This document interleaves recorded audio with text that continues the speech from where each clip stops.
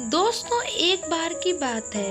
एक घने जंगल में विशाल बरगद का पेड़ था।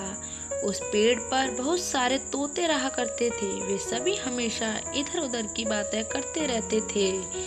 उन्हीं में से एक मिट्ठू नाम का तोता भी था। वह बहुत कम बोलता था और शांत रहना पसंद करता था।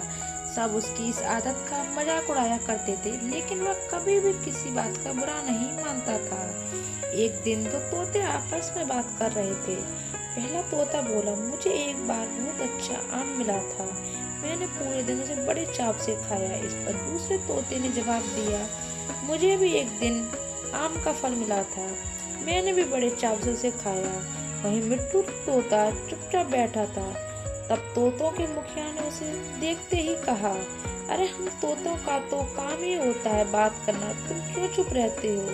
मुखिया ने आगे कहा, तुम तो मुझे असली तोते नहीं लगते हो, तुम नकली तोते हो। इस पर सभी तोते उसे नकली तोता कहकर बुलाने लगे, लेकिन मिट्टू तोता बिल्कुल चुप था। यह सब चलता रहा। फिर एक दिन रात में तोता मुखिया की बीवी का हार चोरी हो गया।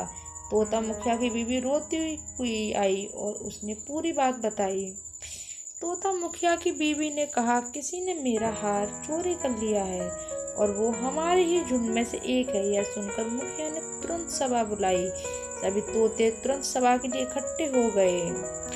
मुखिया ने कहा, मेरी बीवी का हार चोरी हो गया है और मेरी बीवी ने उस चोर को भागते हुए भी देखा है। वह चोर आप लोगों में से ही कोई एक है। यह सुनकर सभी हैरान हो गए।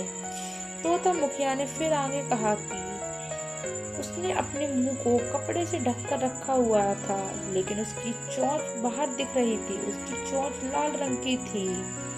अब पूरे झुंड की निगाह मिट्टू तोते और हीरू नाम के दूसरे तोते पर थी, क्योंकि झुंड में केवल इन्हीं दोनों की चोंच लाल रंग की थी। यह सुनकर नेक्स्ट पार्ट के लिए कमेंट बॉक्स में कमेंट करें।